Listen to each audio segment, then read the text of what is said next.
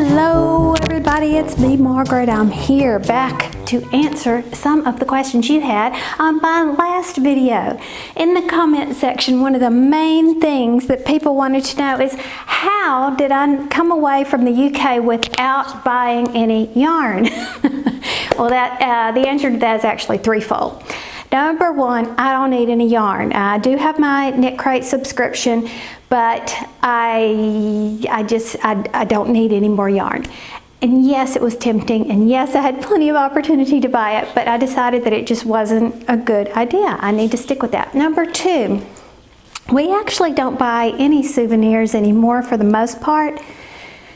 I'm sorry, I'm out of breath because I've been running in and out. I didn't even look to see if I needed to powder my face. It's so hot outside. Anyway, you get me, just like this, sorry. Back to what I was saying.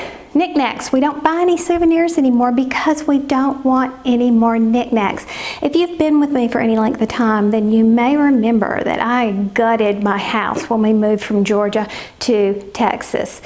And I got rid of truckloads, and if you don't believe me, it's evidenced on film, saved to YouTube. And I don't want to clutter that up, and I'll tell you the reason why. My good friend Suzanne, she lost her mom to cancer, and then her dad went in a nursing home, and she was the one tasked with the responsibility of cleaning out the house for sale. And she lives 3.5 hours away from her old childhood home, and so that meant she was having to drive back and forth. This went on for months. She was exhausted. And the one thing she said to us was, don't do that to your children. And I took that to heart. And so that was one way that I was able to get rid of things. And some old pieces of furniture we gave to family members that we didn't need anymore, because we don't have a dining room here. This is our dining room right here in the kitchen. And I just really weeded out boxes and keepsakes and all this stuff that we just did not need. So therefore, we tend to be more on the side of let's just let our pictures, our digital pictures, be our memories. We don't need any more stuff, if you know what I mean. Okay, and then the third reason was because we were traveling in carry-on only. And I talked a little bit more about that in a separate video why I think that's important to travel in carry-on only. We went for 2 weeks, so it can be done, and it was actually pretty easy. And I will tell you though, I didn't have to take any dress clothes. So that made it a little bit easier. I had fewer shoes to worry about. You don't have to worry about any, dress shoes, heels or anything like that, and whatever. And it was also warmer weather, though I did manage to pack a puffy coat and a rain jacket. I just smooshed it down in one of those air bags, space bags, what do you call that, that you can buy for traveling, and it worked like a charm. Okay, back to the questions and comments that were on the last video. Nadja says that she always tends to default to the moss stitch when she uses this busy or quick color change yarn, things like this. And now granted, this one was very short color changes, probably more so than you've ever seen before. But I have not considered the moss stitch. And now I don't know if she was talking about crochet or knit. At the time when I answered her, I was picturing only crochet, but I think there is a moss stitch for knit, if I remember correctly. Am I correct? But anyway, that's something for you to consider when you are putting on your thinking cap about what you want to do with your short color change yarn. And then Spinderella's mentioned that she has seen this done in the past but with only one row of black. And so when I responded to her, my first thought when I read it was, well, I did that. Didn't I show that? And then I realized that I had forgotten that clip.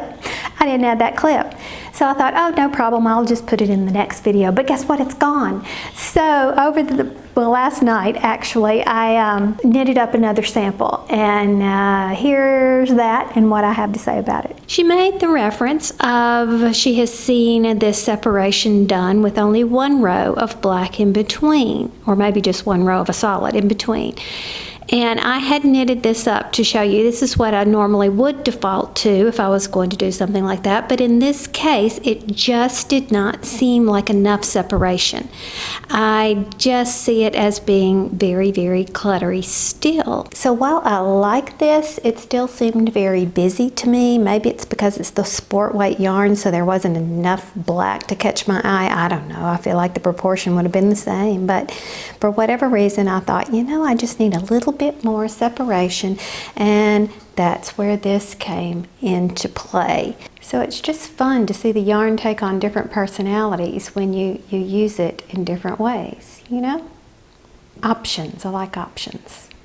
Now, something else that you guys really liked were those little mugs, the Stonehenge mugs that had the sheep wearing the little sweaters on them, and they really were cute. And it did not even occur to me before I put that video up to check and see if you could purchase those mugs.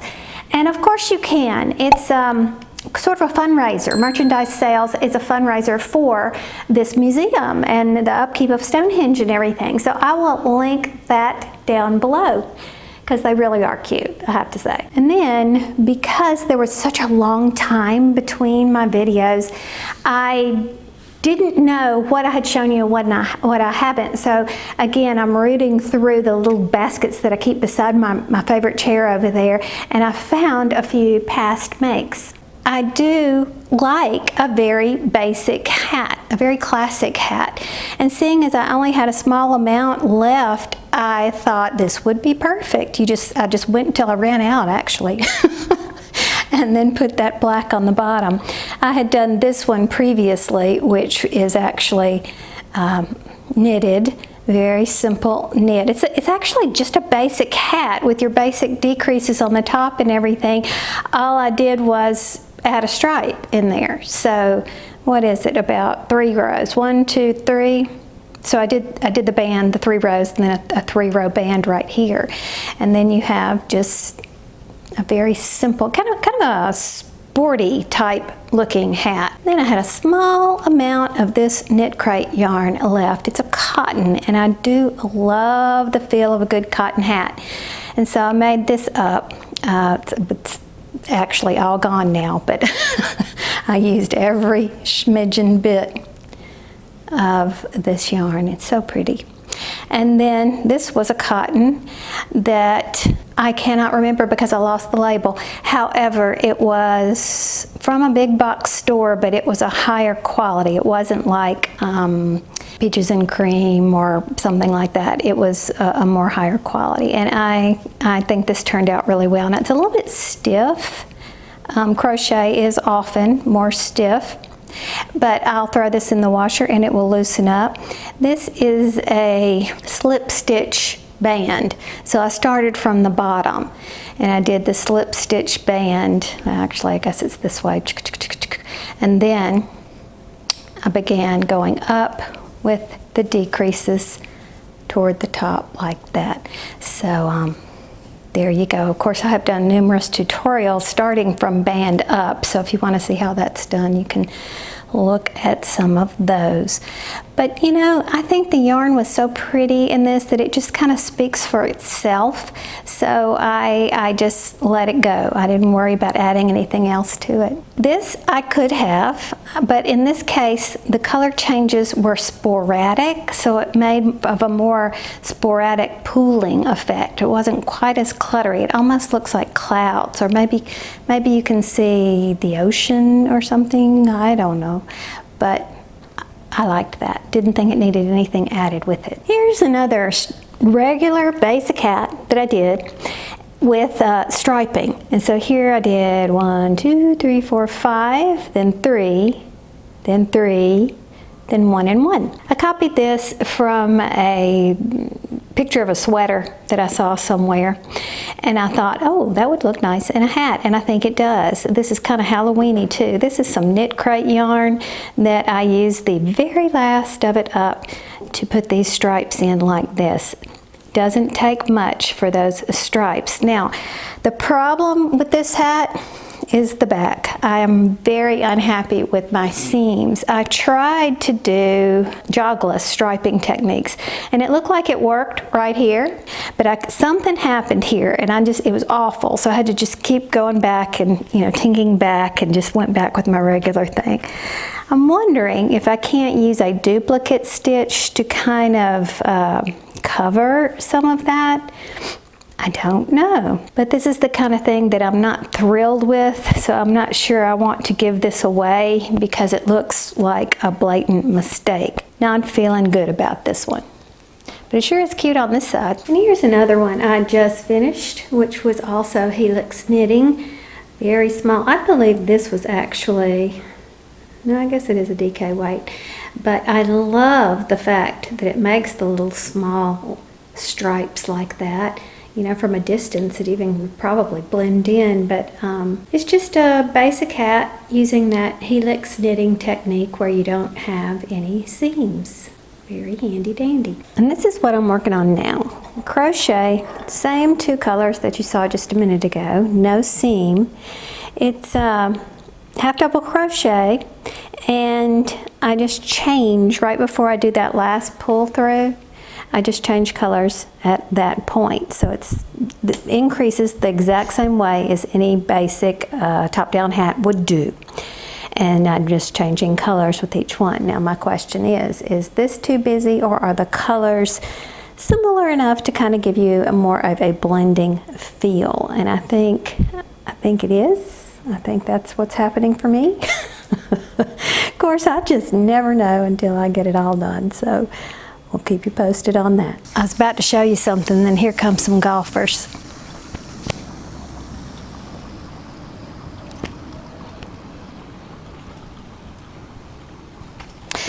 Okay, so you might be wondering why I have my Instant Pot ring out here.